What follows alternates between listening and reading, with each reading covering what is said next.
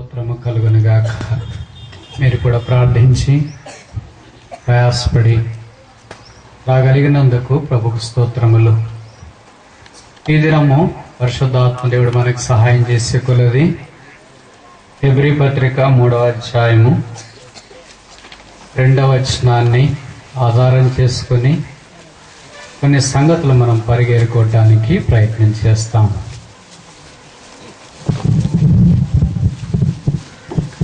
Hebrew పత్రిక 3వ అధ్యాయం 2వ వచనం. Hebrew chapter 3 reading all together was 2. Hebrew పత్రిక 3వ అధ్యాయము 2వ వచనాన్ని మనం కలిసి చూద్దాం. చదవగలిగిన వాళ్ళ మీ భాగాన్ని స్పష్టంగా బిగ్గరగా చదవండి. దేవుని ఇల్లంతటిలో మోషే నమ్మకముగా ఉండినట్టు ఈయన కూడా తను నియమించిన వానికి నమ్మకముగా ఉండెను. ఇంకోసారి చూద్దాం. దేవుని ఇల్లంతటిలో మోషే నమ్మకముగా ఉండినట్టు ఈయన కూడా తను నియమించిన వానికి నమ్మకముగా ఉండెను. దేవుని ఇల్లు గంభీరమైన మాటల గురించి ఈ దినము వాక్యమును ఆధారం చేసుకుని కొన్ని సంగతులు మనం పరిగెరుకోవటానికి ప్రయత్నం చేస్తాం. సాధారణంగా భూమి మీద ఉన్న ప్రతి మనిషికి ఇల్లు ఒక కళ, సొంత ఇల్లు. దాని కొరకై గవర్నమెంట్ కూడా ప్రయాసపడుతుంది కట్టుకోలేని మనలాంటి పేదలకి. మనలాంటి అంటే మీకు కోపం వస్తుందేమన్నా అలాంటి వాడికి. నేను చాలా ఎక్కడ చూసి మిరపకాయలు ఘాటేగా. కనుక మీరు ధనవంతులు గుంటూరు జిల్లాలో రాజధాని కూడా మీ దగ్గరే ఉంది. సొంత ఇల్లు కలిగినట్ట అది వారి యొక్క కళ. వారి యొక్క ఆర్థిక స్థితిని బట్టి ఇంటి నిర్మించుకోవటానికి ప్రయత్నిస్తూ ఉంటారు. దేవుడికి కూడా ఒక ఇల్లు అవసరం. ఆయన మనిషి కాదుగా, ఆయన ఇల్లు కావాలా? మనుషులకేగా ఇల్లు ఉండేది. మనుషులు కాని వాళ్ళకి కూడా ఇల్లు ఉంటాయా? జంతువులకు కూడా ఉన్నాయి. యేసుప్రభు చెప్పాడు కదా, నక్కలకు బొరియలు ఉన్నాయి, ఆకాశ పక్షులకు గూళ్ళు ఉన్నాయి. తలవాల్చుకోవటానికి మనిషి కుమారునికి ఆయన మానవాకారాన్ని భూమి మీద ఉన్నప్పుడు ఆయనకు స్థలం లేకుండా తలవాల్చుకోవటానికి ఇల్లు లేకుండా జీవితాన్ని కొనసాగించిన.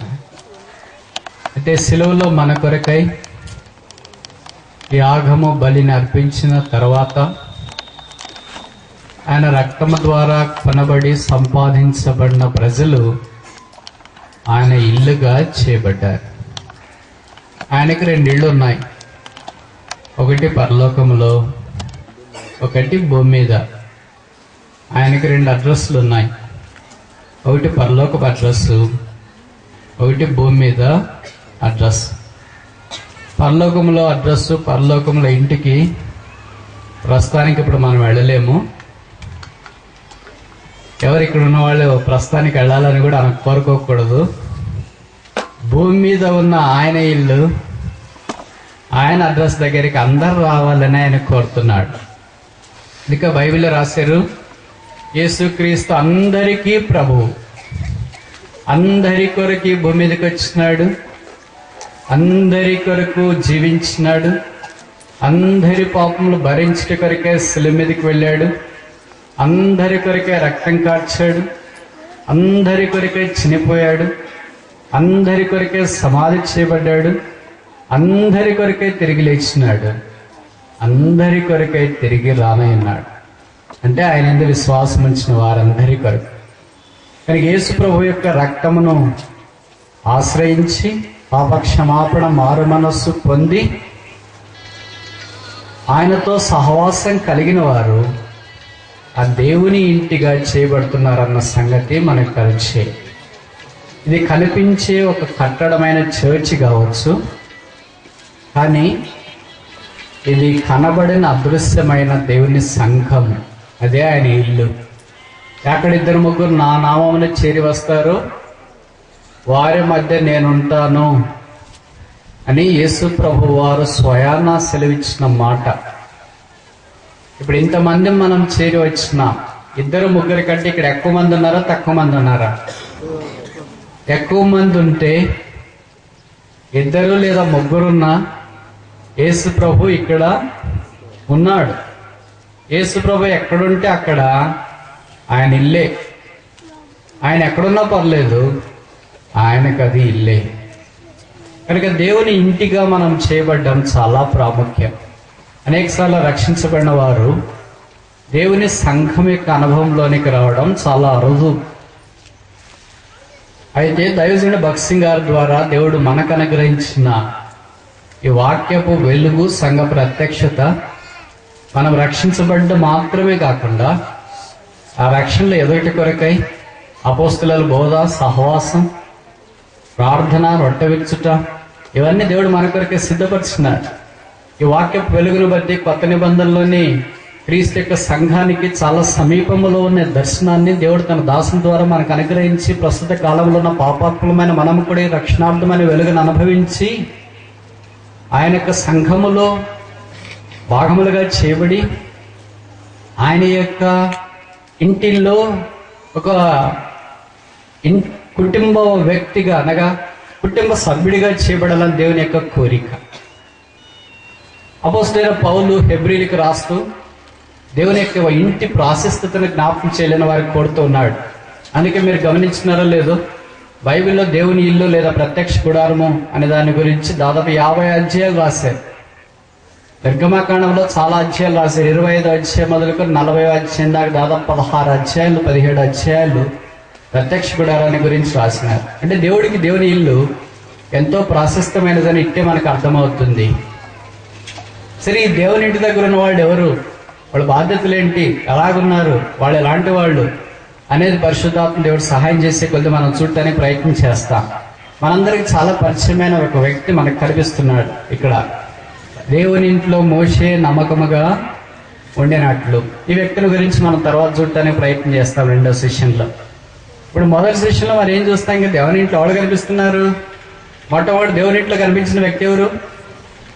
దేవుని ఇల్లు, బేతేల్ అనే పదం మొట్టమొదటి ఎవరి సందర్భంలో బైబిల్లో రాయబడింది? ఎవరి సందర్భం? వెరీ గుడ్, చాలా కరెక్ట్గా తప్పు చెప్పినారు. మీ అందరికి కృతజ్ఞతలు, ఎందుకంటే కనీసం తప్పనే చెప్పారు. అది చెప్పకపోతే ఏం చేయలేంగా. తప్పు చెప్పడం అలవాటు అయితే కరెక్ట్ చెప్పడం కూడా అలవాటు చేసుకోవటానికి అవకాశం ఉంది. అసలు చెప్పడమే రాకపోతే కరెక్ట్ చెప్పడం ఎలాగొస్తుంది?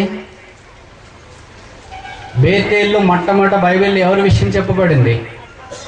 Very good. ఇప్పుడు ముందున్న కొంతమంది సిస్టర్స్ అమాయకులు బాగా కరెక్ట్ చెప్పారు. ఆదికాండం, నా బైబిల్ మీ బైబిల్ ఉంటేనా కాదా చూడండి. ఆదికాండము 12వ అధ్యాయం.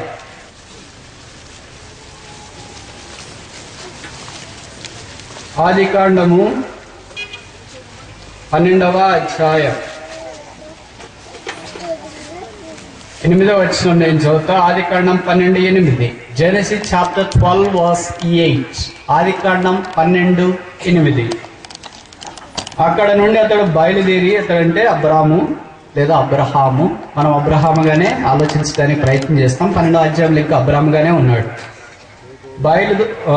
బయలుదేరి బేతేలుకు తూర్పుననున్న కొండకు చేరి పడమనున్న బేతేలునకును తూర్పునున్న హాయికుని మధ్యన గుడారం వేసి అక్కడ యెహోవాకు బలిపీఠము కట్టి యెహోవా నామమున ప్రార్థన చేసేను.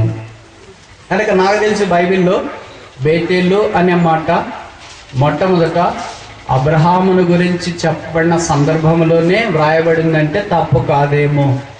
అంతదాకా బేతేలు అనేవాడు మనకు పరిచయం లేదు. ఆదాము దినాల్లో బేతేలు కనిపించదు, హెబెల్ దినాల్లో బేతేలు కనిపించదు, నాకు తెలిసి హనోకు దినాల్లో బేతేలు కనిపించదు, నోవా దినాల్లో బేతేలు కనిపించట్లేదు.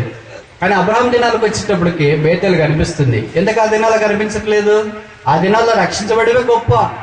అందుకే ఆదామును దేవుడు పాపం లేనివానిగా చేసినాడు. ఆ తర్వాత పాపంలోనికి వచ్చినాడు, చర్మపు చొక్కాయలు తొలగించి ఆయన పాపం అంతటిని పరిహరించినాడు. హెబెల్ దగ్గరికి వచ్చేటప్పటికి హేబెలు దేవుని యొక్క విశ్వాసమును బట్టి లేదా దేవుని యొక్క విశ్వాసం ఉంచడం ద్వారా రక్షణార్థమైన వెలుగులోనికి వచ్చినాడు. ఆయన లేకుండా వెళ్ళిపోయాడు.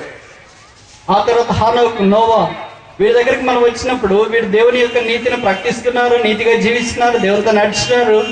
కానీ దేవుని యొక్క మందిరం యొక్క అనుభవంలోనికి బహుశా వారు రావటానికి అంత అవకాశం లేదేమో. కానీ అబ్రహాం దగ్గరికి మనం వచ్చినప్పుడు అబ్రహాము బయలుదేరి వచ్చిన వెంటనే కనిపించే స్థలం ఏంటంటే దేవుని మందిరం, బేతేలు. కనుక మనం కూడా రక్షించబడిన వెంటనే మనకు కనబడాల్సిన స్థలం ఏంటంటే బేతేలు. విచిత్రమైన విషయం ఏంటంటే ఆయన బేతెల్లో లేడు, హాయిలో లేడు. బేతెల్ అంటే ఏంటి? దేవుని మందిరం. హాయ్ అంటే ఏంటి? ఇసుక దిబ్బ. బేతెల్కి హాయికి మధ్యలో గుడారం వేసాడు. అక్కడ ఒక బలిపీఠం కట్టాడు. నాకు తెలిసి అబ్రహాం కట్టిన రెండవ బలిపీఠం ఇది అయి ఉండవచ్చు. బేతెల్లో కట్టిండొచ్చుగా. మనకేంటంటే కొత్తగా రక్షించబడినప్పుడు ఏదైనా ఒకటే అనుకుంటాం. ఇసుక దిబ్బ అయినా ఒకటే, దేవుని మందిరం అయినా ఒకటే అనుకుంటాం. అందుకని అటు ఇటు ఉంటాం. కొంత మా బేతెల్ యొక్క రుచి తెలిసిన తర్వాత, యాకోబు అనుభవంలోకి వచ్చిన తర్వాత, ఇది ఇసుక దిబ్బ కాదు, this is none other than the house of God. ఇది దేవుని మందిరమే కానీ వేరే కాదు. ఆ అనుభవంలోనికి రావాలంటే అబ్రహాంతో కాదు, ఇస్సాకుతో కాలేదు. ఇప్పుడు యాకోబు దగ్గరికి వచ్చేటప్పటికి హాయి అనుభవంలో నుండి తప్పించబడి బేతెల్ అనే పరిపూర్ణమైన అనుభవంలోనికి వచ్చినట్లు మనం గుర్తించాలి. సో ఇప్పుడు బేతెల్ దగ్గర మొదట మనకు కలిసిన వ్యక్తి అబ్రహాము. ఈయన గురించి ఈ మొదటి సెషన్లో కొన్ని సంగతులు మనం చూడటానికి ప్రయత్నం చేస్తాం. సాధారణంగా మనకు అబ్రహాం అంటే చాలా ఇష్టం.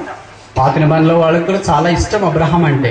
నేను ఈ మాట అంటున్నప్పుడు మీరు అనొచ్చు, అసలు దేవుని ఇంటికి అబ్రహాంకి ఏం సంబంధం, మీరు ఎందుకు దీన్ని ఆరంభించినారు అని ఎవరైనా మీరు ఆలోచించే వాళ్ళకి అనుమానం వస్తే, దీనికి లింక్ ఏంటంటే బేతేలు దేవుని ఇల్లు అనే మాట మొట్టమొదటి అబ్రహాంతో ముడిపడి ఉంది కనుక అబ్రహామును గురించి మనం ఆలోచించడానికి ఆరంభించిన మొదటి లింక్.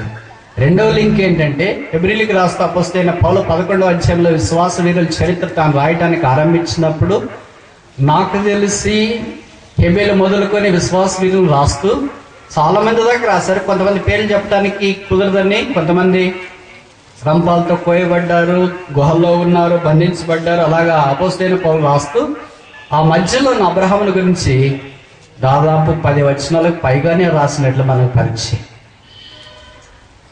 విశ్వాస వీరుల చరిత్రలో అబ్రహాము కంటే ఇక ఏ వ్యక్తికి అన్ని వచనాలు పరిశుద్ధాత్మ దేవుడు కేటాయించలేదు. అక్కడ హెబ్రీ పత్రిక 11వ అధ్యాయం. మీరు మౌనంగా ఉండకూడదు, ఎందుకంటే మౌనంగా ఉంటే ఇది నిద్ర వచ్చే సమయం. గుంటూరు జిల్లాలో నిద్ర వచ్చే సమయంలోనే కదా మీటింగ్ ఏర్పాటు చేసేది. ఎందుకంటే అటన్న కావచ్చు, ఇటన్న కావచ్చు. వేరే దగ్గర నిద్ర వచ్చే సమయానికి మీటింగ్ ముగిస్తారు. ఇక్కడ అట్లా కదా, కరెక్ట్ అప్పుడు స్టార్ట్ అవుతుంది. అబ్రహాము దగ్గరికి మనం వచ్చినప్పుడు అబ్రహామును పరిశుద్ధాత్మ దేవుడు ఎంత గణపరిచినాడంటే కొత్త నిబంధనలో ఉన్న ఈ విశ్వాస వీరుల చరిత్రలో అందరికంటే ఎక్కువ వచ్చిన ఆయన కొరకు కేటాయించి ఎందుకు కేటాయించినాడు? దేవునికి అబ్రహాం అంత ఇష్టమా? అబ్రహాము దేవుడికి స్నేహితుడే. కొత్త నిబంధనలకు వచ్చిన తర్వాత ఆయన ఆజ్ఞలు గైకున్న మనందరము స్నేహితులమే. అయితే అబ్రహాము ఏ దేవుని నమ్మినాడో ఆ దేవుడు అబ్రహామును నమ్మినాడు. ఒకసారి చెప్పనా ఈ మాట? అబ్రహాము ఏ దేవుని నమ్మాడో ఆ దేవుడు అబ్రహామును నమ్మాడు. మనం దేవుని నమ్ముతాం కానీ దేవుడు మనల్ని నమ్ముతాడా? నా మాట మీకు అర్థమైంది అనుకుంటా. దేవుని నమ్మి కూడా మస్తుగా ఉన్నాం. ఎవరి దగ్గరికి వెళ్ళినా ఏంటంటే ఇష్టం మాకు కూడా తెలుసండి, మా ఇంట్లో కూడా పెట్టుకుని ఉన్నామండి. ఆయన అంటే మాకు చాలా ఇష్టపడి మేము కూడా అక్కడికి వెళ్తుంటామండి, వాక్యాలు ఇంటికి పాటలు పాడుతుంటామండి. మాకు బైబిల్ అంటే చాలా ఇష్టం, రోజు చదువుతూనే ఉంటామండి. ఇవన్నీ బాగానే చెప్తూనే ఉంటారు. దేశ ప్రభు ప్రార్థన చేసి మా దయాలు ఎడగొట్టేసాడండి, మా అప్పులన్నీ తీరిపోయాయండి, మా ఆయన చనిపోయాడు బాగుపడ్డాడండి, మా ఆవిడ కూడా గాలి పట్టింది, గాలి వెళ్ళిపోయిందండి, మా పిల్లలంతా బాగానే చదువుకొని బాగానే సెటిల్ అయిపోయారండి, మా వాడు అమెరికా వెళ్ళాడండి, మా కూతురు ఇంగ్లాండ్ వెళ్ళిందండి. యేసుప్రభుని నమ్ముకున్న తర్వాత అన్నీ మాకు బాగా జరిగినాయండి. మంచిది, ప్రభు స్తోత్రాలు. కానీ నువ్వు యేసుప్రభుని నమ్ముకున్నావు, నిన్ను యేసుప్రభుని నమ్మినాడా? నమ్మకం రెండంతలు కదా. నేను మిమ్మల్ని నమ్మాలా? మీరు నన్ను నమ్మాలి. మీరు ఇక్కడ పిలిస్తే ఇక్కడ మనుషులు ఉన్నారు అని నేను నమ్మి వచ్చినాను, నేను వస్తానని మీరు నమ్మి నన్ను పిలిచినారు. రెండో జరిగినా కనుకనే కలిసిన. నేను మిమ్మల్ని నమ్మకపోయినా నేను వచ్చిండేవాడిని కాదు, మీరు నన్ను నమ్మకపోయినా మీరు వచ్చిండేవాడు కాదు. మాటలు అర్థమవుతుంది నా భాష? మేము ఇంత స్పష్టంగా మాట్లాడట్లేదు, అయినా మన్నించాలి. దేవుడు అబ్రహామును నమ్మాను. ఈ దినాల్లో దేవుని నమ్మేవాడు కాదు, దేవుడికి అవసరం. ఇంకోసారి చెప్తా, God is not after the people who believe him. ఆయన ఎవరు నమ్ముతారు అని గుంటూరు జిల్లాలో నమ్మేవాళ్ళు ఎవరున్నారు? ఎవరైనా నమ్ముతారా, ఇష్టపడతారు? నేనంటే ఇష్టమా అని దేవుడు ఇప్పుడు తిరగట్లేదు.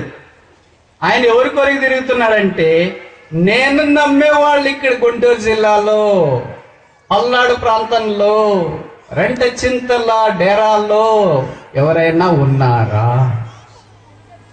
అదేంటి ప్రభు, మేము అంతా చాలా దూరం నుండి ఖర్చు పెట్టుకుని ఇబ్బందులు, ఎండలు, ఉద్యోగాలు అన్ని కాదనుకొని ఇక్కడ దాకా వచ్చేసాము. నమ్మినావు కనుక వచ్చినావు దేవుణ్ణి, కానీ దేవుడు మనల్ని నమ్మాలిగా.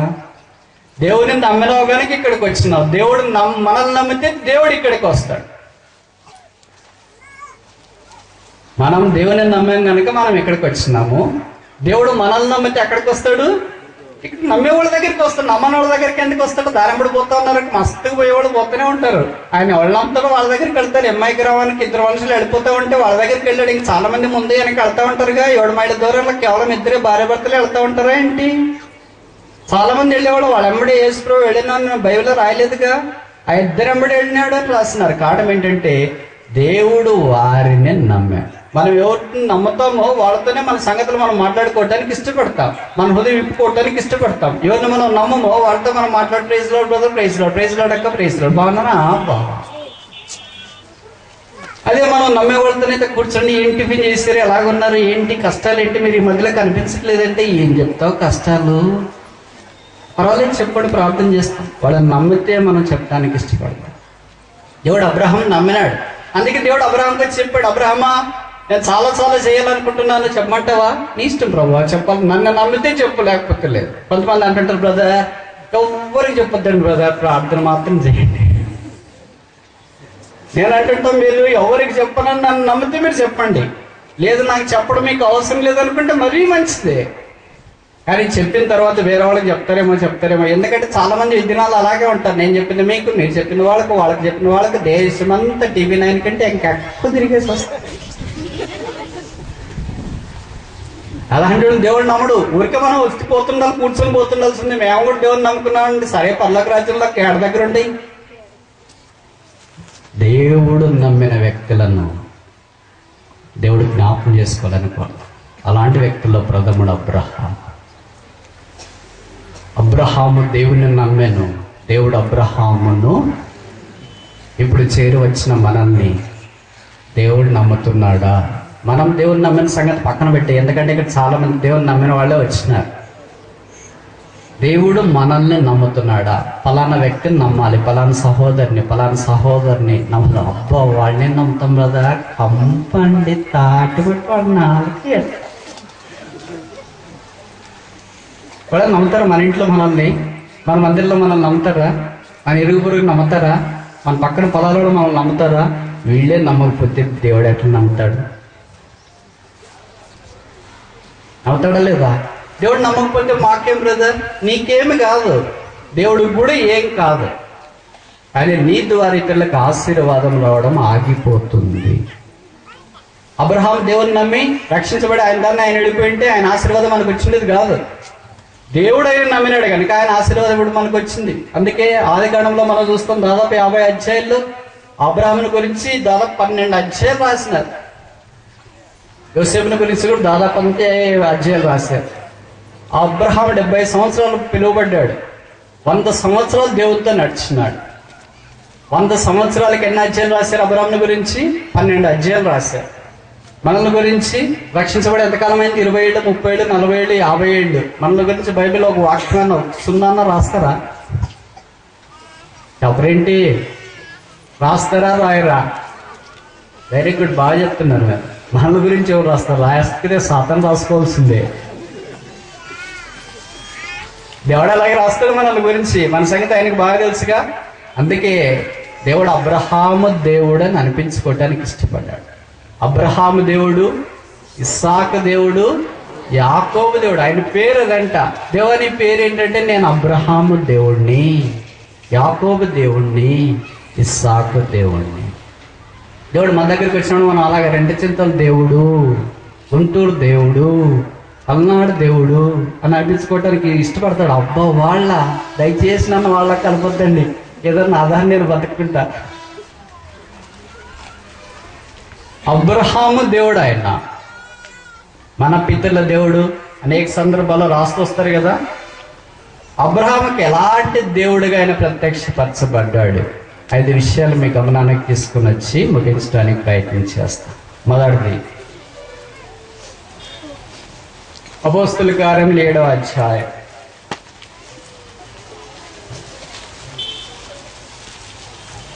అపోస్తలుల కార్యములు 7వ అధ్యాయం 2వ వచనం. Acts of the apostles chapter 7 verse 2. అందుకు స్టెఫెను చెప్పినది ఏమనగా, సహోదరులారా, తండ్రులారా వినుడి. మన పితడైన అబ్రహాము హారాన్లో కాపురముండక మునుపు మెస్పొతోమియాలో ఉన్నప్పుడు మహిమగల దేవుడు అతనికి ప్రత్యక్షమై. అబ్రహాముకు దేవుడు తను తాను ప్రత్యక్షపరచుకున్న మొదటి స్టెప్ ఏంటంటే మహిమగల దేవుడు, గాడ్ ఆఫ్ గ్లోరీ. మీరు గమనించినారో లేదో, ఇది స్టెఫెను చెప్పిన ప్రసంగం. ఆయన చెప్పిన ప్రసంగంలో రాయబడిన ఒకే ఒక ప్రసంగం అపోస్తలుల కార్యాలు 7వ అధ్యాయంలో ఉంది. ఆయన ఎలాంటి వాడంటే man with full of spirit, పూర్ణమైన ఆత్మ కలిగిన మనిషి, ఆత్మ ద్వారా నింపబడిన వాడు. ఆయన చెప్పిన వాక్యంలో ఎవరైనా వాక్యం చెప్తే ఎక్కడ ఆరంభిస్తాం? ఇలా చాలా మంది వాక్యం చెప్పేవాళ్ళు ఉన్నారుగా.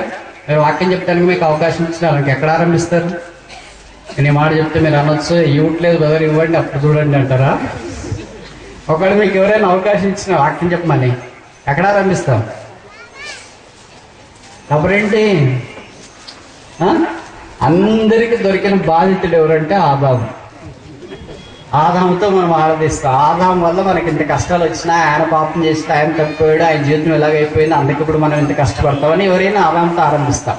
తర్వాత ఆదాము తర్వాత హెబెలు, హనోకు, నోహు, ఇలాగ మనం రావడానికి ప్రయత్నం చేస్తాం.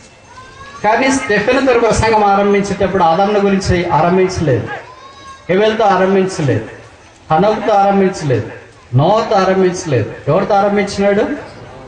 ఎందుకు అబ్రహాంతో ఆరంభించినాడు?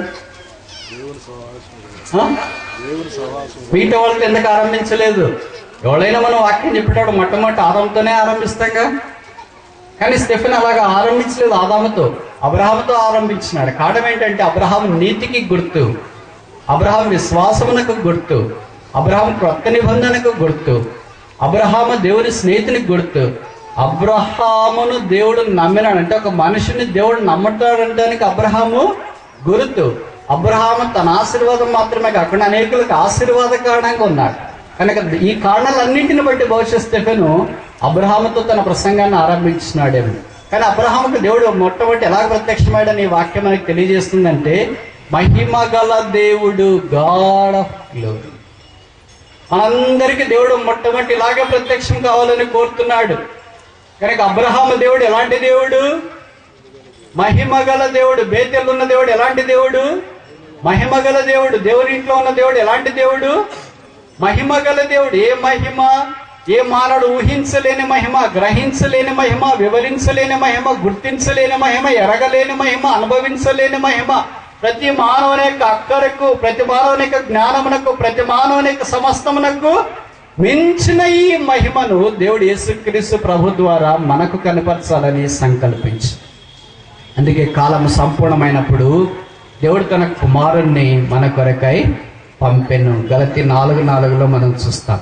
ఈ యేసుక్రీస్తు ప్రభు వారు దేవుని మహిమకి భూమి మీదకి దిగి వచ్చినాడు. యోహాను సువార్త 1:14 మనం చూస్తే, కృపా సత్య సంపూర్ణుడుగా ఆయన మన మధ్యకు వచ్చెను. వి బిహేల్డ్ హిస్ గ్లోరీ. మేము ఆయన మహిమను కనుగొంటే మీ దేవుని యొక్క మహిమ యేసుక్రీస్తులో ఉంది. పాపాత్మమైన మనం పాపం చేసి రోమపత్రికలో రాయబడింది కదా, ఏ భేదమును లేదు, అందరినూ పాపం చేసి దేవుడు అనుగ్రహించిన మహిమను, దేవుని మహిమకు దూరం అయిపోయింటిమి, మహిమను కోల్పోయిన వారమైతే మహిమను తృణీకరించి, మహిమను నిరాకరించి, మహిమకు వెలుపట మనం జీవిస్తుంటిమి.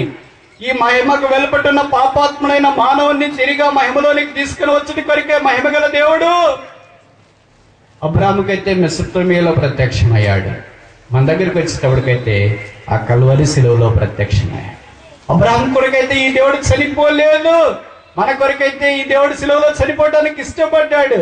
అబ్రాహాముకైతే ఈ దేవుడు సిలువెక్కలేదు, మన కొరకైతే ఈ దేవుడు సిలువెక్కడానికి ఇష్టపడ్డాడు. అబ్రాహాం కొరకైతే ఈ దేవుడు రక్తం కార్చలేదు, మన కొరకైతే ఈ దేవుడు రక్తం కార్చడానికి ఇష్టపడ్డాడు. అబ్రాహాం దగ్గరికి వచ్చేటప్పటికే ఈ దేవుడు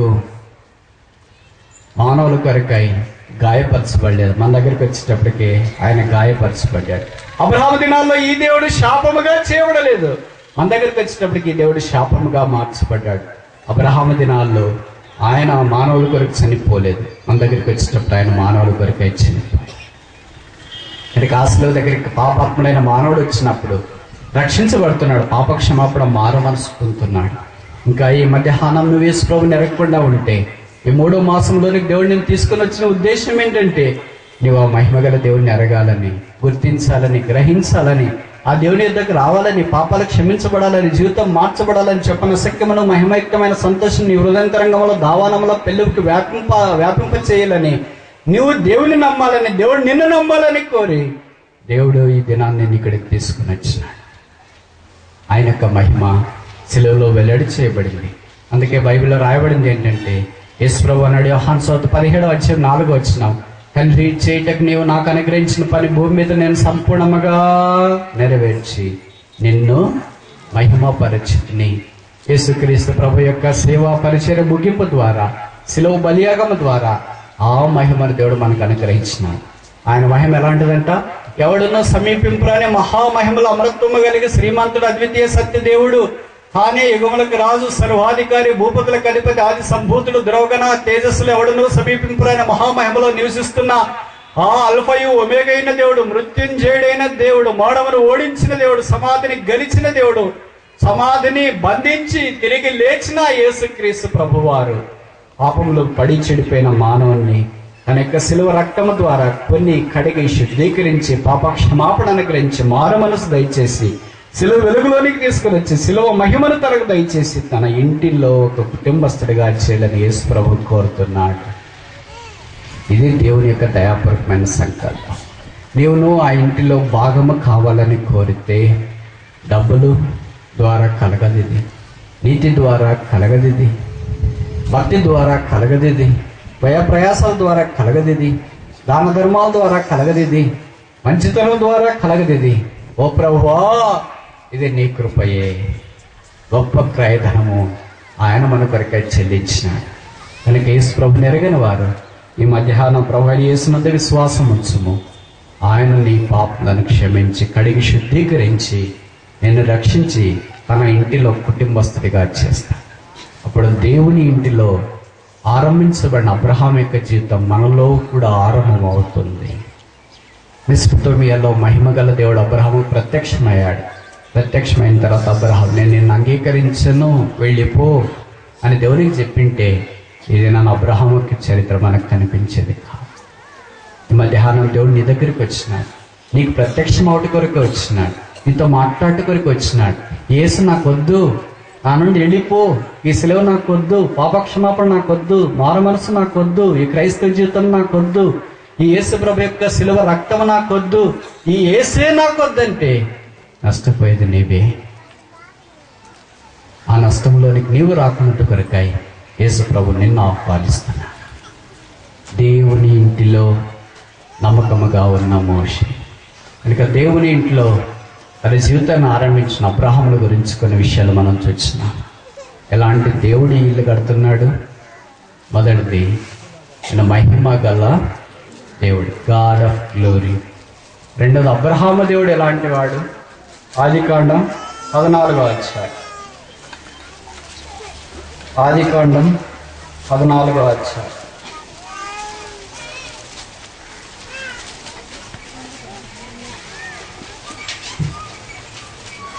19వ వచనం, ఆదికాండం 14:19. Genesis chapter 14 verse 19.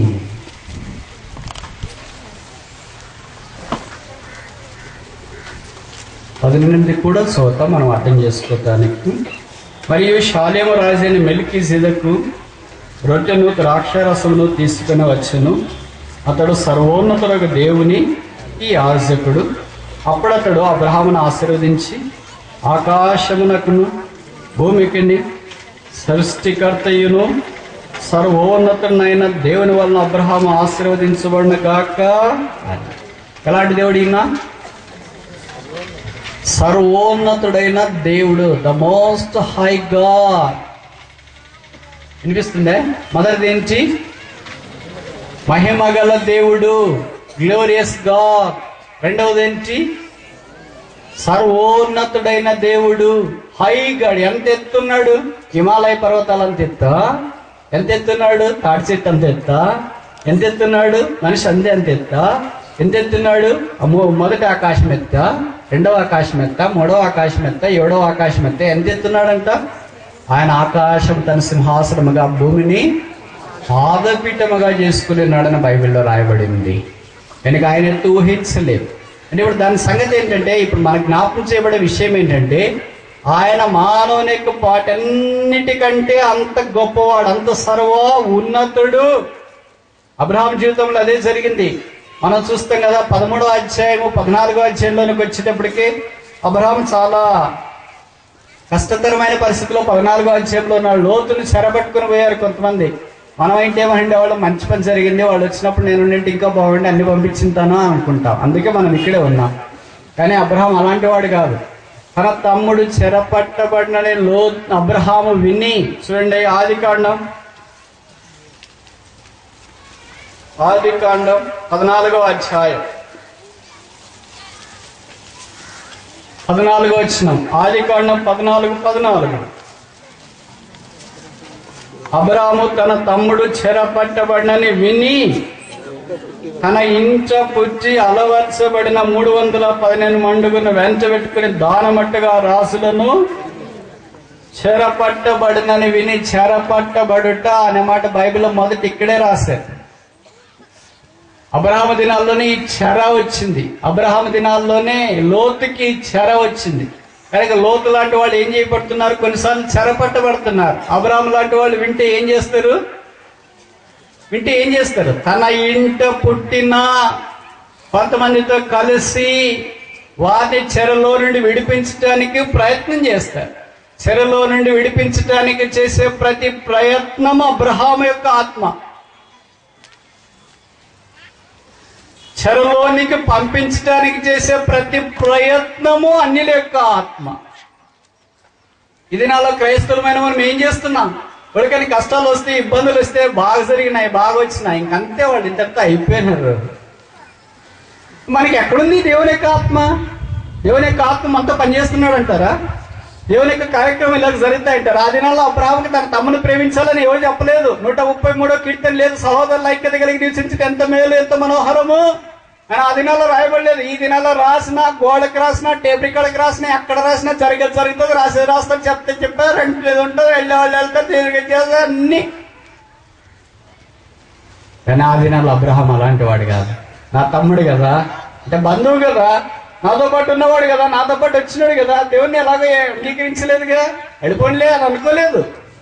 నిజంగా అబ్రహాంతో పాటు లోతు చాలా సంవత్సరాలు ఉన్నారు. 20 ఏళ్ళు సొదొమ గొమొర్రాలో ఉన్నారు. ఒక్క బలిపీఠం కట్టలేదు లోతు.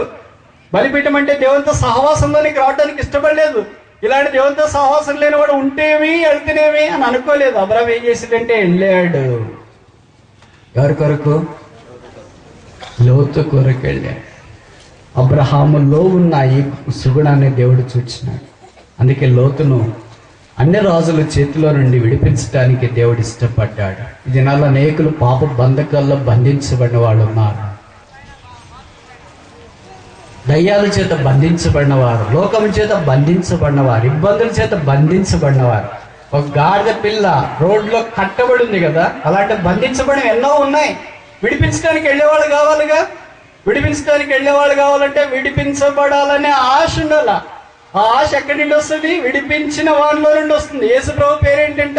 యెషయా గ్రంథంలో చెప్పబడింది కదా, ఆయన హితవత్సరం ప్రకటించుటకును బంధించబడిన వారిని ఇంకా బంధించడానికి వచ్చాడా? మనమైతే ఒక 3 వేసింది ఇంకా 2 అని అనుకుంటాం. వాళ్ళు ఏదో చెరువులోకి దూకారు, రాయగట్టుకుని దూకాడా, మామూలుగా దూకాడా? ఎందుకని రాయగట్టుకుని దూకితే మళ్ళీ అలాగే రాడు కదా అని. మామూలుగా దూకితే బహుశా ఏమన్నా బయటకు వస్తాడేమో, బతుకుతాడేమో అని. కానీ ఇలాంటి మన దగ్గర దేవుడు ఎలాగుంటాడు అని అనేకసార్లు ఆశ్చర్యం అయితే మన జీవితాలు చూసుకున్నాడు. బైబిల్కి మన జీవితానికి ఎక్కడ దగ్గరలో పొరపాటు కూడా సమాంతరంగా కనిపించదు.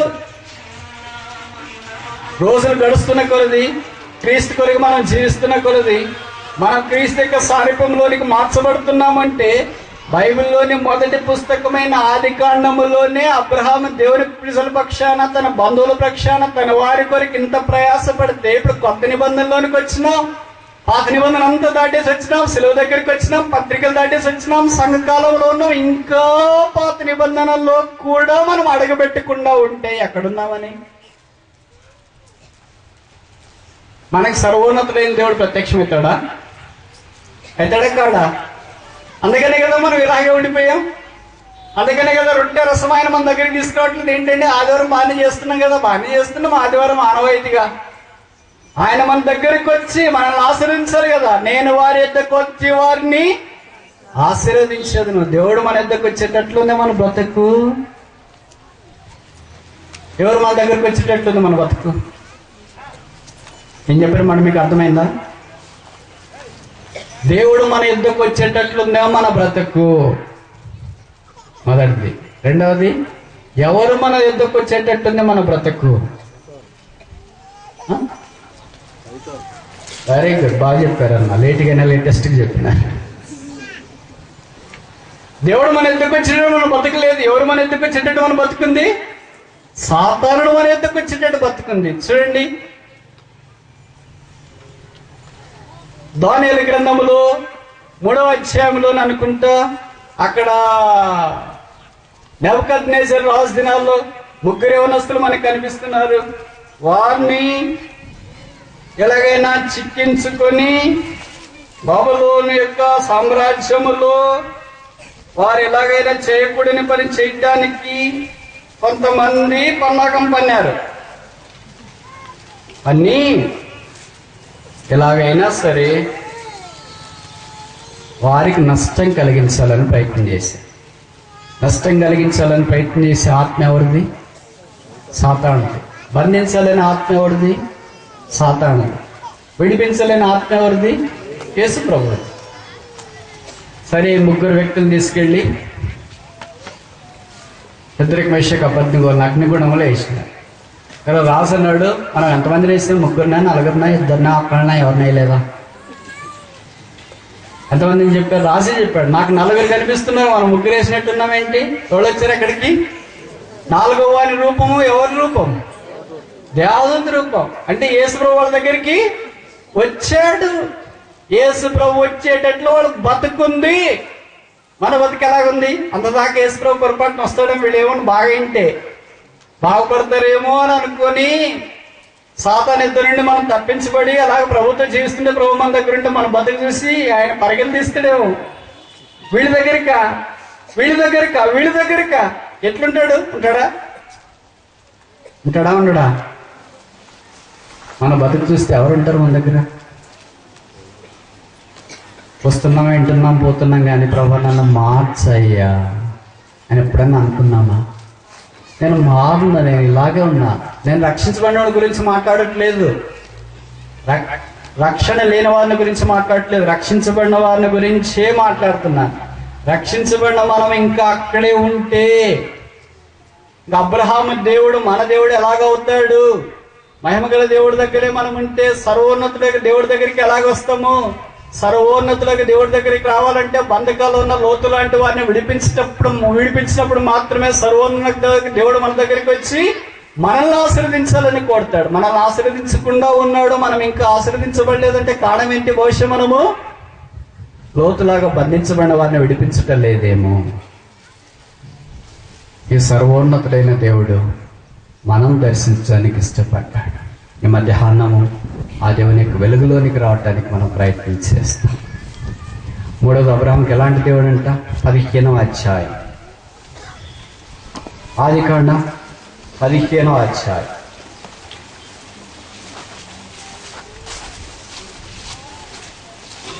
ఆదికాండం 15వ అధ్యాయం.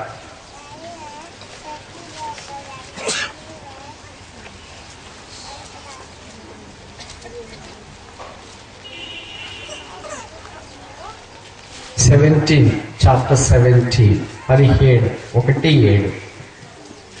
మొదటి వచనం. అబ్రాము 99 ఏండ్ల వాడైనప్పుడు యెహోవా అతనికి ప్రత్యక్షమై, నేను సర్వశక్తి గల దేవుడను. ఎలాంటి దేవుడు అంట? చూడండి, అబ్రాహాం జీవితం మనం గమనిస్తే ఒక్కొక్క దశలో దేవుడు ఆయన ఒక్కొక్క విధానంలో ప్రత్యక్షపరుచుకున్నాడు. మొదట మహిమగల దేవుడు, తర్వాత సర్వోన్నతమైన దేవుడు, తర్వాత సర్వశక్తి గల దేవుడు, గాడ్ ఆఫ్ ఆల్ మైట్. సర్వశక్తి దేవుని యందే గుప్తములైనది. అంటే దేవునికి ఎంత శక్తి ఉంది? ఇంకో మాట్లాడను, దేవునికి ఎంత శక్తి లేదు. అర్థమవుద్దాలి కాదా? కావట్లేదు తెలుగు. శక్తి 100% అనుకో. 100% శక్తి ఎవరికి వచ్చింది? యేసు ప్రభువుకి వచ్చింది. మత్తయి సువార్త 20 మనం చూస్తాం కదా, సర్వాధికారం భూమి మీద నాకు ఇయ్యబడి ఉన్నది. అంటే 100% శక్తి ఎవరికి వచ్చింది? యేసు ప్రభువుకి వచ్చింది. ఇప్పుడు సాతానికి ఎంత శక్తి ఉంది? ఎంత శాతం ఉంది? 10, 20, 30, 40, 50, 100. చెప్పరేంటి? అంటే నేను చెప్పేది అర్థం కాకుండా ఉండాలా, లేకపోతే నేను చెప్పేది మీ అంత స్టాండర్డ్ లేకుండా ఉండాలి? మొదటిదే రెండోదే అనుకుంటా కదా. 100% శక్తి దేవుడిది, ఆ 100% శక్తి యేసుప్రభు దగ్గరే ఉంది. ఇప్పుడు సాతాను దగ్గర ఎంత ఉండాలి మరి? 0. అసలు శక్తి లేదు, వాడు శక్తిహీనుడు. అందుకే బైబిల్లో రాశారు కదా, కొలస్సీ పత్రికలో, ఆయన వానిని నిరాయుధునిగా చేసి పట్టి తెచ్చి బహాటముగా ఏం చేశాడు? వేడుకకు కనపరచెను. కనుక ఇప్పుడు ఈ లోకాధికారి అయిన సాతాను ఏం చేస్తున్నాడు అంటే, వదిన వానికి గడిచిపోతుంది కనుక ఈ లోకం ఎంత పడితే సాతానికి ఏం పని ఉండదు. అందుకని వాడు ఏం చేస్తున్నాడంటే, ఈ లోకం ఎంత పడక మునిపే వీలైనంతగా మ్యాక్సిమం రాత్రి పగళ్ళు మనం కాలమందను ఆ కాలమందను సువార్త ప్రకటించడం మనకు బోధిస్తే మనం చేయట్లేదు కదా పని. ఎవరు చేస్తున్నారు? సాతాను వాడు సువార్త చేస్తున్నాడు. కానది తద్వారా ఏం చేస్తున్నాడంటే, రక్షించబడిన వాళ్ళని, రక్షణ లేని వారిని, సంఘాలని, వ్యక్తులను, కుటుంబాలను, రాజ్యాలను, దేశాలన్నింటినీ కూలగొట్టడానికి వాని యొక్క కుతంత్రం. అన్ని భూలోక రాజ్యములన్నీ దేవుని వాయును అని ఒక మాట దినాన్ని రాబోతుంది. అంతదాకా వీడు పనిచేస్తూనే ఉన్నాడు. కనుక ఈ దేవుడి పేరు ఏంటంటే సర్వోన్నతుడగు దేవుడు, సర్వశక్తి గల దేవుడు. ఇప్పుడు ఈ శక్తిలో మనకి ఎంత శక్తి కావాలో, ఎంత కావాలో మనం పని చేయటం. మనం అనేకసార్లు అనుకుంటాం, నాకు చాలా పెద్ద శ్రమలు వచ్చినాయి, ఈ శ్రమల్లో దేవుడు సర్వశక్తి మంతుడని బైబిల్లో రాశారు, నాకేం శక్తి చాలదే అనుకుంటాం. మనం ఆయాసపడతాం కదా, దుఃఖపడతాం కదా. నేను చెప్పే మాటలు అర్థమయ్యేవాడు కొంతమంది ఉంటారు, బాగా అన్ని సంపన్నంగా ఉన్న వాళ్ళకి నేను చెప్పే మాటలు అర్థం కావు. కొన్ని బాధలు, ఇబ్బందులు, కష్టాలు, కన్నీరు, వేదన, కడుపు కోత, పేగలు తరగకపోవడం, అంటకులకి పొడుచుకోవడం, కన్నీరు కావడం, ఇవన్నీ జరిగే వారికి నేను చెప్పే మాటలు మీకు అర్థమవుతూ ఉంటాయి. ఇవన్నీ పరిస్థితులు అనుమతిస్తున్నప్పుడు మనమేమనుకుంటాం, అబ్బా నా అలాంటి కష్టాలు ఎవరికి వచ్చినా పల్నాళ్ళు, నా అంత కష్టాలు ఎవరికి లేవు, నా అంత పేదరికం ఎవరికి లేదు, నా అంత దరిద్రత ఎవరికి లేదు, నా అంత అనారోగ్యం ఎవరికి లేదు, నా అంత ఇబ్బందులు ఎవరికి లేదు, నా అంత కష్టాలు కన్నీరు ఎవరికి లేదు, అసలు నేను పుట్టకుండా ఉంటేనే బాగుండేది. వాళ్ళు ఈ కాలంలో యోబుగా తెలుస్తారు. ఆ కాలంలో యోబు అలాగే తలంచినాడు. యోబు గ్రంథంలో, నేనేలా పుట్టి తిని, పుట్టిన రోజే నాకు కుమారుడు పుట్టాడని మా అమ్మగారు ఎందుకు చెప్పారు, ఆ రోజు నేను చనిపోయింటే బాగుండే కదా అని యోబు తెలుస్తాడు. ఆ దినాల్లో ఆయనకి ఇంకా సిలువ దర్శనం లేదు, అయినా ఆయన అన్ని కష్టాలు పడి బతికాడు. మనం చిన్నది ఫెయిల్ అయిపోతే కొన్నిసార్లు పేపర్లో చూస్తుంటాం కదా, వీళ్ళ దాకా కూడా కాదు. మన ఎప్పుడో ఈనాడులో పేపర్లో చూసిన, ఈనాడులో ఒక అమ్మాయి ఇంకా పరీక్షలు స్టార్ట్ కాక మునిపే ఫెయిల్ అయితేనేమో అని ఆత్మహత్య చేసుకుంది.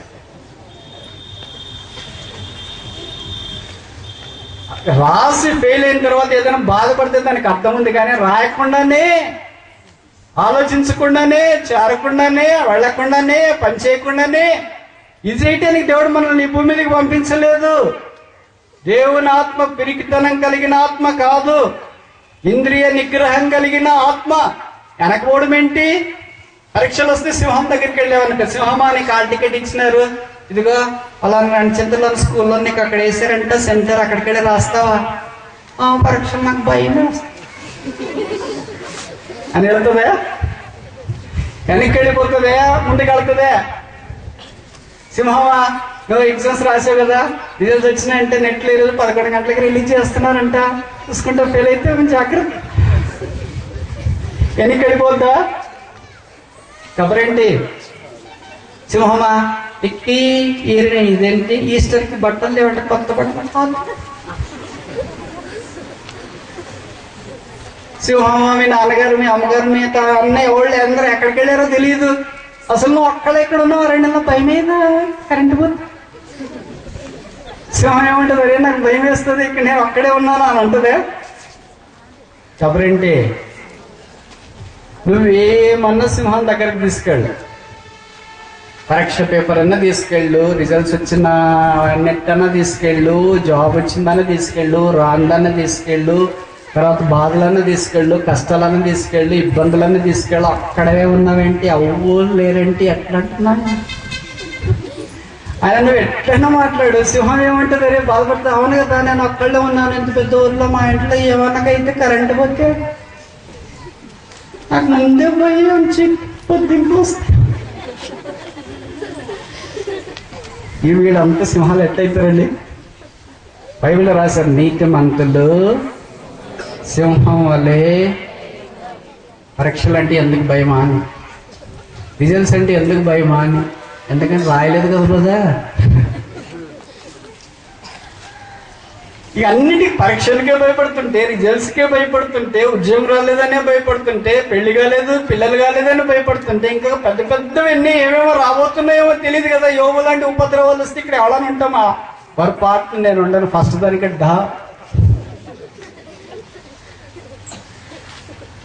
ఆయన యోగ దినాల్లో సిలువల గురించి అంత ఎక్కువ విస్తారంగా లేదు, ఒక సామాన్యమైన విషయంలో ఆయన గురించి చెప్పబడిన దేవుని యొక్క సంగతులే ఆయన అలాగే నిలబడేటట్టు చేసినాయి. కానీ క్రైస్తవ జీవితంలో మనము కూడా ధైర్యపడకుండా ముందుకు కొనసాగిపోవాలని దేవుడు కోరుతున్నాడు. కష్టాలు, ఇరుకులు, ఇబ్బందులు ఇవన్నీ వస్తూనే ఉంటాయి, జరుగుతూనే ఉంటాయి. కానీ ఎంతదాకా బ్రదర్, ఇంక చేత కాదు బ్రదర్, ఏడ్చి ఏడ్చి కన్నీళ్ళు కూడా రావట్లేదు బ్రదర్, ప్రభు కొరకు పరిగెత్తి ఇంకా అలసిపోయాం బ్రదర్, ఇంకా ప్రభు కొరకు జీవించి అన్నీ అయిపోయినాయి, ఇంకా నాకు చేత కాదు. అబ్రహాం సర్వశక్తి గల దేవుడు ఎప్పుడు ప్రత్యక్షమయ్యాడంట? 70 ఏళ్ళ కుర్రోడు, అప్పుడు కాదు. ఎప్పుడు అక్కడ రాసిన మాట ఎందుకు అక్కడ రాశారు అనుకుంటున్నారు? ఎప్పుడు 99 సంవత్సరాలు అప్పుడు శక్తి కలిగిన, సర్వశక్తి కలిగిన, అప్పుడు మహిమ గల దేవుడు కాదు ప్రత్యక్షమైంది, అప్పుడు సర్వోన్నతుడికి దేవుడు కాదు ప్రత్యక్షమైంది. అప్పుడు ఎవరికి ప్రత్యక్షమయ్యారు? శక్తి కావాలి అబ్రహాముకి.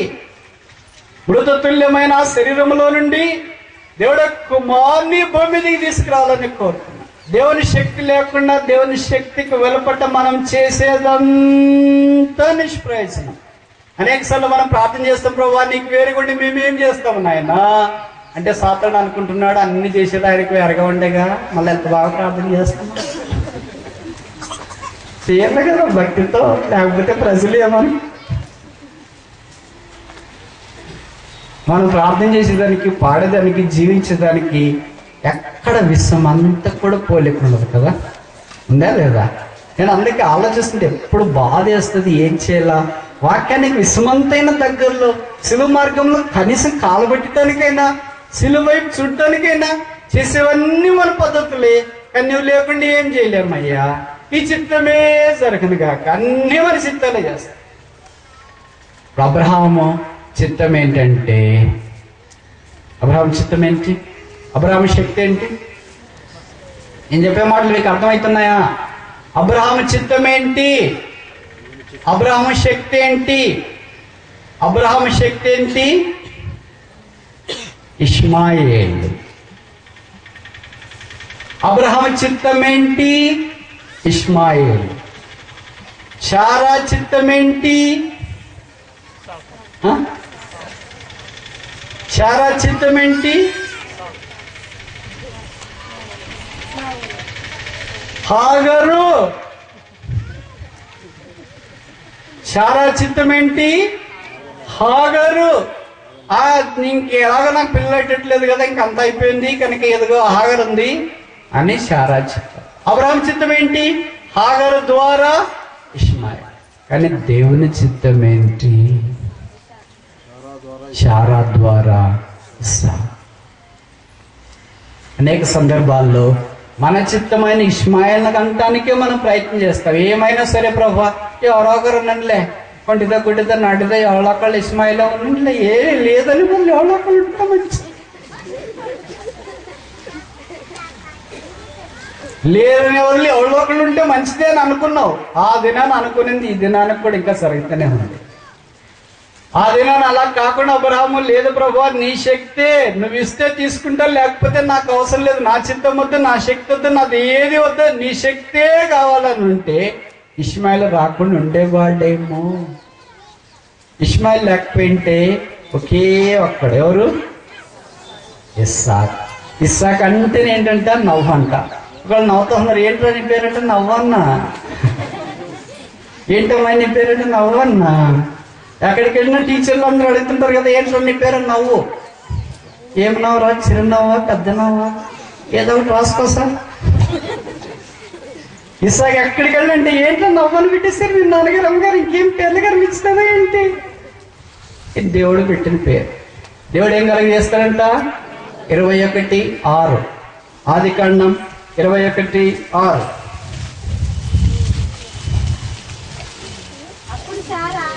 అమ్మా నేను సోత్రం, మీకు మైక్ లేదు కదా. ఆదికాండం 21:6. అప్పుడు శారా, దేవుడు నాకు నవ్వు, God made me to love. దేవుడు ఏం కలిగజేస్తాడంట? ఏం కలిగజేస్తాడు?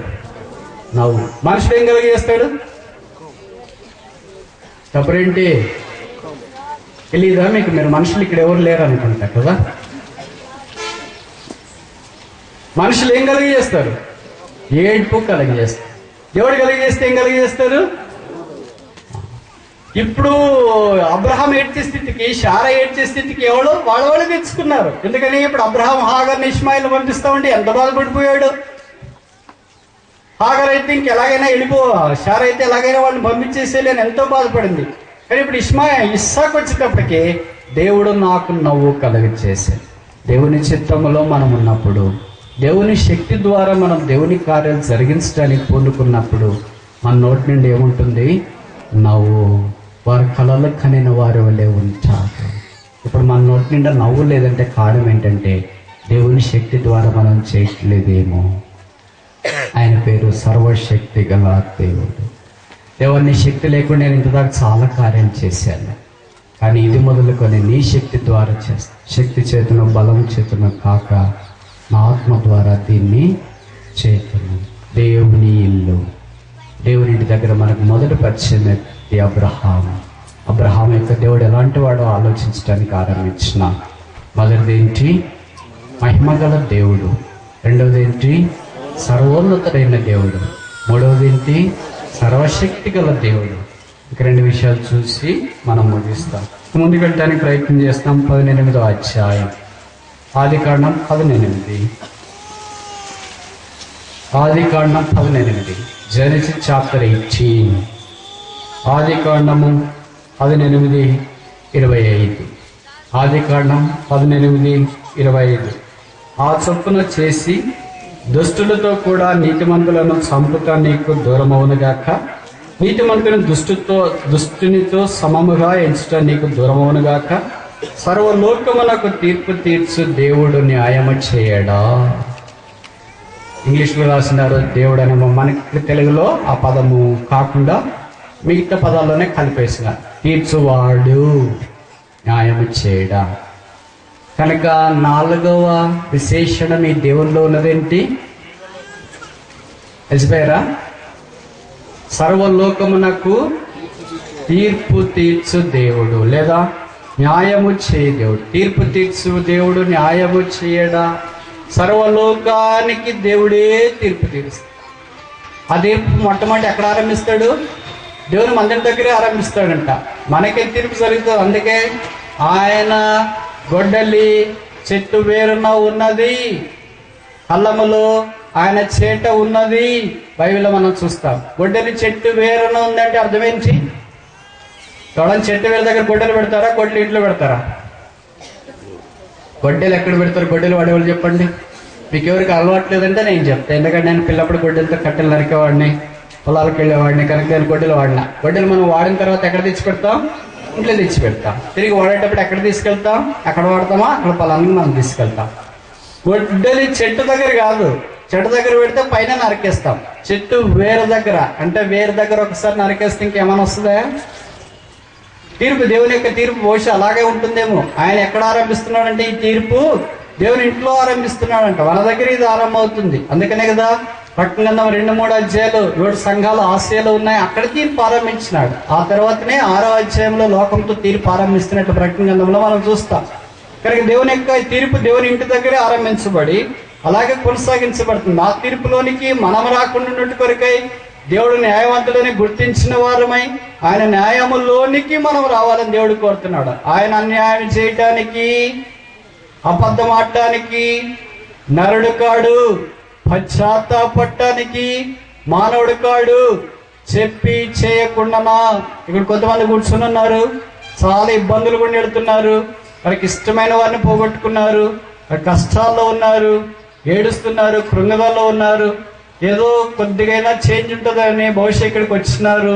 అలాంటి వాళ్ళు అనుకుంటున్నారు ఏంటంటే దేవుడు నాకు అన్యాయం చేశాడేంటి, లేదా ఇంకో భాషలో దేవుడు నాకు న్యాయం చేయలేదు ఏంటి, ఎక్కడ చూసినా అన్యాయమే వచ్చింది ఏంటి, నా చదువులో, నా ఉద్యోగంలో, నా ఇంట్లో, మా ఆయన విషయంలో, మా ఆవిడ విషయంలో, మా పిల్లల విషయంలో, మా బంధువుల విషయంలో, మా ఇరుగు పొరుగు వారందరి విషయాల్లో, మా చుట్టూ అన్ని చూస్తే అందరికి వేరే వేరే వాళ్ళందరికీ అన్యాయాన్ని న్యాయంగా చెప్పేస్తున్నారే. ఈ లోకంలో నాకు న్యాయం దొరకదా? లోకంలో అన్యాయాన్ని న్యాయంగా మార్చేవాళ్ళే ఎక్కువ మంది ఉంటారు. న్యాయాన్ని అన్యాయంగా మార్చేవాళ్ళు, న్యాయం న్యాయముగా, అన్యాయం అన్యాయముగా మార్చేవాళ్ళు చాలా తక్కువ. యేసు ప్రభు లూకాసు వార్త 15వ అధ్యాయంలో చెప్పాడు, ప్రార్థన నిత్యము చేయించుండే వాళ్ళనంటగా ఆయన ఉపమానం చెప్పాను. ఏమని? ఒక ఊరంట, ఆ ఊర్లో అన్యాయస్తుడైన న్యాయాధిపతి. అబ్జెక్టివ్ చూడండి, విశేషం అంత బాగా రాసిన. ఎలాంటి న్యాయాధిపతి అంటే ఆయన పేరేమో న్యాయాధిపతి, కానీ ఆయన లక్ష్యం ఏంటి? అలాంటి వాళ్ళు కూడా ఉంటారా? ఉండరా? ఈ దినాలు ఎక్కడ చూసినా అలాంటి వాళ్ళనేమో బహుశా. అన్యాయస్తుడైన న్యాయాధిపతి. సరే, అంతర్దాకా వాడితే బాగుండు. కింద రాసినాడు ఆయన ఎలాంటి వాడు అంటే దేవునికి భయపడ్డు మనుషులను లక్ష్య పెట్టాడు.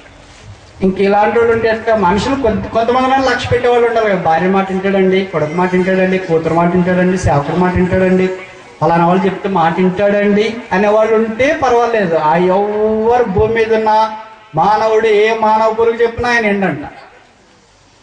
పోనీ వినకపోతే దేవుడికి ఏమైనా భయపడతాడా? భయపడు. ఇలాంటి వాళ్ళు చాలా మందిని మనం గమనిస్తుంటాం మన మధ్యలో కూడా. నాకు చాలా ఆశ్చర్యం ఇస్తుంది, ఇలాంటి వాళ్ళు కూడా ఎక్కడుంటారా అని. తర్వాత నేను ఇన్వెస్టిగేట్ చేస్తే నాకు కొంతమంది కనిపించినారు ఇలాంటి వాళ్ళు కూడా ఉంటారని. ఎక్కడో కాదు, మన దగ్గరే ఉంటారు. ఎవరు చెప్పింది వినరు, ఎవరికి భయపడరు, న్యాయం చేయరు. అర్థమైంది నేను చెప్పిన మాట? ఎవరు చెప్పింది వినరు, ఎవరికి భయపడరు, న్యాయం చేయరు. అయితే ప్రభు ఎలాంటి వాడంటే న్యాయవాది. ఆయన ఇవన్నీ విడిచిపెడతాడని అనుకోకూడదు. ఆ తీర్పు ఇక్కడే ఆరంభం అవుతుంది. అది మన మధ్యలోనికే రాకమునిపే మనం న్యాయవంతుడైన దేవుడికి మనల్ని మనం అప్పగించుకోవాలి. 5వది ఆఖరిది 20 రెండవ అధ్యాయం ఆదికాండం 22. ఆదికాండం 22.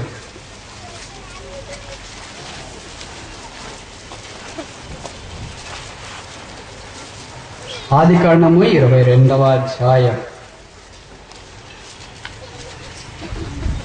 13వ వచనం లేదా 14వ. అబ్రహాము ఆ చోటికి యెహోవా ఈరే అని పేరు పెట్టెను, నేటి వరకు చెప్పబడను. ఈరే అంటే ఒకటే తెలుగు బైబిల్ కింద రాశారు, యెహోవా చూచుకొనను. కనుక ఐదవది ఈ దేవుడికున్న విశేషణం ఏంటంటే చూచుకునే దేవుడు. Lord will provide. దేవుని ఇంట్లో ఎలాంటి దేవుడు ఉన్నాడు? మొదటిది మహిమగల దేవుడు, రెండవది సర్వోన్నతుడకు దేవుడు, మూడవది సర్వశక్తి గల దేవుడు, నాలుగవది సర్వలోకమునకు న్యాయము తీర్చు దేవుడు, ఐదవది ఆఖరిది చూచుకున్న దేవుడు. కనుక మన అక్కర ఆయన చూసుకునేవాడు, మన కష్టాలు ఆయన చూసుకునేవాడు, మన బాగోగులు ఆయన చూసుకునేవాడు. ఆయన చూస్తే ఆయన చేస్తాడు. ఒకసారి చెప్పనా ఈ మాట? ఆయన చూస్తే ఆయన చేస్తాడు. మనము చూస్తే దాటిపోవచ్చు. ఎరుకో మార్గంలో వెళ్తున్న ఒక వ్యక్తిని రాళ్లతో చావుకొట్టారు, ప్రాణంతో విడిచిపెట్టి చనిపోతాడేమో అని అనుకున్నారు. అక్కడికి ఒక ముగ్గురు వ్యక్తులు వెళ్ళారు, లేవి, యాజకుడు, అలాంటి వాళ్ళు ఏం చేశారు? చూచి దాటిపోయారు. మంచి సమరయుడు వచ్చిన ఏం చేశాడు? చూచి కనికరపడి ఆయన గాయములు పట్టుకొని. ఈయన చూస్తే ఈయన కళ్ళుండి చూచే దేవుడు. యెహోవా కన్నులు యథార్థవంతులు బలపరచుట కొరకే లోకమందంతటా సంచారము చేయించున్నది. ఎక్కడి నుండి చూస్తున్నాడు? ఎక్కడ చూస్తున్నాడు? ఆయన కళ్ళు ఎలాగున్నాయంట? పరమగీతంలో 5వ అధ్యాయంలో మనం చూస్తాం. వేరు ప్రియుని కన్నా నీ ప్రియుని విశేషమేంటి? నా ప్రియుడు ధవళవర్ణుడు, రత్నవర్ణుడు, అతి కాంక్షణీయుడు, 10,000 మందిలో అతన్ని గుర్తించవచ్చును. అతని తల వెంట్రుకలు కాకపక్ష కృష్ణవర్ణములు నొక్కులు నొక్కులుగా కనబడుచున్నవి. అతని కళ్ళు పాల చేత కడగబడినట్లున్నవి. అది నదీ తీరమందలి గువ్వ కన్నులను. ఆయన కళ్ళు అన్ని స్పష్టంగా కనిపిస్తూనే ఉన్నాయి. ఆయన కంటికి మరుగైనది ఏదియూ లేదు. చూడండి, యేసుప్రభువు అన్నాడు కదా, మీ తల వెంట్రుకల విషయమై ఆయన చింతిస్తున్నారు. అంటే మీ తల వెంట్రుకల నేల రాలేదు కూడా దేవుడికి తెలుసు అని దేవుని వాక్యంలో రాశారు కదా. కనుక మనకున్న తల వెంట్రుకల నేల రాలేదు కూడా దేవుడికి తెలుసు. చాలా మంది దూకుంటుంటారు కదా దువ్వెన. ఆ దువ్వెన దూకుతూ ఉంటేనే కొన్ని వస్తుంటాయి, కొన్ని అలాగా పైన అటు ఇటు దూకుంటూ ఉంటారు కొంతమంది ఫ్యాషన్గా చూస్తూనే. అప్పుడు కూడా కొన్ని వస్తుంటాయి, కొన్ని పడక మీద కొన్ని వచ్చుంటాయి. ఎక్కడ కొన్ని వస్తూనే ఉన్నాయి. దాని గురించి ఎప్పుడైనా ఆలోచించినావు? మరి ఎక్కువ టూ మచ్ అయితే అప్పుడు ఆలోచిస్తున్నా, నాకు జుట్టు అంతా పోతుంది, ఏం చేయాలి? ఏముంది, దానికి ఆల్టర్నేటివ్ ఉంది కదా. ఈ వెంట్రుక విషయం ఎవరైనా పట్టించుకుంటారా? తల వెంట్రుకల విషయం ఎవరైనా పట్టించుకుంటారా? పట్టించుకునే వాళ్ళు ఇది నెల ఎక్కువయ్యారనుకో, అందుకని అన్నీ వచ్చినాయి. ఏంటది? నాకు పేరు రాదు. హెన్నానా హ్యానానా? హెన్నా. స్త్రీల కంటే పురుషులకి ఎక్కువ పట్టించుకుంటున్నారు. అందుకే మెన్స్ బ్యూటీ పార్లర్ అని కనిపిస్తున్నాయి. దీనికి ఎవరు వెళ్తారు? నేను అనుకునేవాడిని, అబ్బాయిలకు బ్యూటీ పార్లర్లు పెడితే వాళ్ళు వెళ్తారా అంటే, దాని పక్కనే అమ్మాయిలు బ్యూటీ పార్లర్లు కూడా పెట్టారు. దానికంటే రద్దీ దీనికే ఎక్కువ ఉంది. ఎందుకు వెళ్తారు పెళ్ళి అంటే? కాదు, కాలేజ్ రీఅడ్మిషన్స్. నాకు కూడా చాలా మంది చెప్తుంటారు, బ్రదర్ మీరు ఒక్కసారి బ్యూటీ పార్లర్కి వెళ్ళొచ్చుగా. దర్శన వెంట్రుకలు అన్నీ తెల్లగైపోతాయి. తెల్లగైతాయా? నల్లగైతాయా? బ్రౌన్ అయితే? ఉన్న వెంట్రుకల గురించి పట్టించుకుంటాం. స్త్రీలకు తల వెంట్రుకలు ఎన్నున్నాయి, పురుషులకు తల వెంట్రుకలు ఎన్నున్నాయి. ఎందుకు ఈ మాట అడుగుతున్నానంటే, ఒక వెంట్రుకతో తలలో నుండి కిందకి పడినా దేవుడికి తెలుసు కదా, దాన్ని చెప్పడానికి. స్త్రీలకు తల వెంట్రుకలు యావరేజ్ అని అంటే ఎప్పుడైనా మీరు ఆలోచించినారా? అంటే 2 రకాలు. రోమబలం ఎక్కువ ఉండేవాళ్ళు కొంతమంది ఉంటారు, రోమబలం అంటే వెంట్రుకలు తక్కువ ఉండేవాళ్ళు కొంతమంది ఉంటారు. స్త్రీలకైనా పురుషులకైనా ఇది కామన్. స్త్రీలకైనా అంటే 1,00,000 నుండి 1,30,000 దాకా ఉంటాయి. పురుషులకైనా అంటే 50,000 నుండి 70,000 దాకా ఉంటాయి. అంటే గుండు ఉన్న వాళ్ళకి కాదు.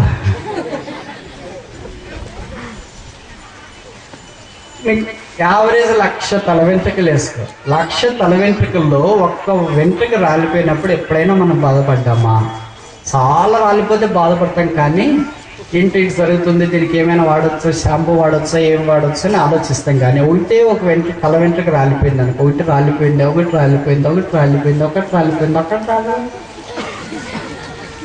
అని అనుకుంటామా? వేరే వాళ్ళు తెలిసి చెప్పామనుకో, నా తల వెంట్రుకలో ఒకటి రాలిపోయింది అమ్మా, ఏం చేయమంటావు అని అంటే, ఒకటి రాలిపోయిందే మళ్ళీ దాన్ని ప్లాన్ చేసుకోవచ్చుగా అని వాళ్ళని చెప్తారా? మస్తు వస్తూనే ఉంటాయి, పోయబోతుంటే వస్తానంటే అంట.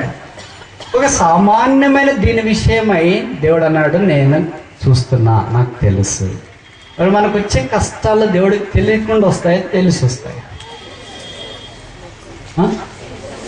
మనకు వచ్చే ఇబ్బందులు, మనకు వచ్చే పోరాటము, మనకు వచ్చే నష్టము, మనకు వచ్చే అవమానము, మనకు వచ్చే నింద, మనకు వచ్చే ఇబ్బందులు, ఇవన్నీ దేవుడికి తెలిసి వస్తాయా, తెలియకుండా వస్తాయా?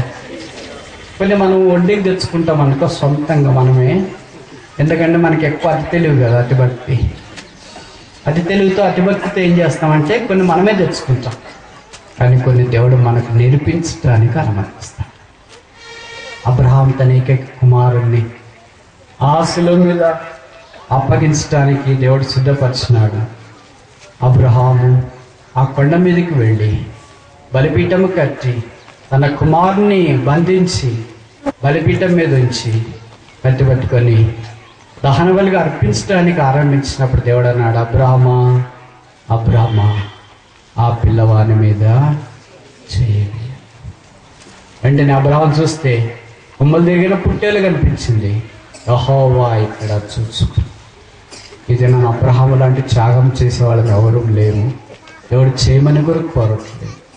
కానీ అబ్రహాము దేవుణ్ణి మనము ఎరగాలని, ఆ దేవుడు మనల్ని నమ్మాలని అబ్రహాము ద్వారా మనకు సందేశం. దేవుని ఇంట్లో మొదట అబ్రహాం మనకు కనిపిస్తున్నాడు. అబ్రహాము కనిపించడానికి అబ్రహాము దేవుణ్ణి ఎరిగాడు, దేవుడు అబ్రహామును ఎరిగాడు. ఎలాంటి దేవుడు? మొదటిది మహిమగల దేవుడు. ఎలాంటి దేవుడు? రెండవది సర్వోన్నత దేవుడు. ఎలాంటి దేవుడు? మూడవది సర్వశక్తి గల దేవుడు. ఎలాంటి దేవుడు? నాలుగవది సర్వలోకములకు న్యాయం తీర్చు దేవుడు. ఎలాంటి దేవుడు? చూసుకునే దేవుడు. ఈ దేవుడుగా గల జనులు ధన్యులు, మరణం వరకు ఆయన వారిని నడిపించును. ప్రార్థన.